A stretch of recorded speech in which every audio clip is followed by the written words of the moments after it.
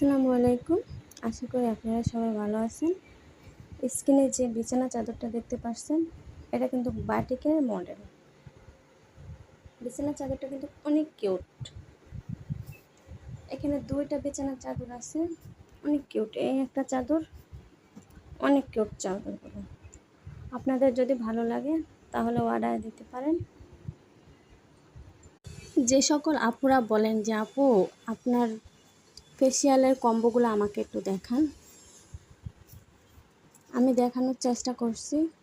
আপনারা সবগুলা ফেসিয়ালের কম্বো দেখে নেন।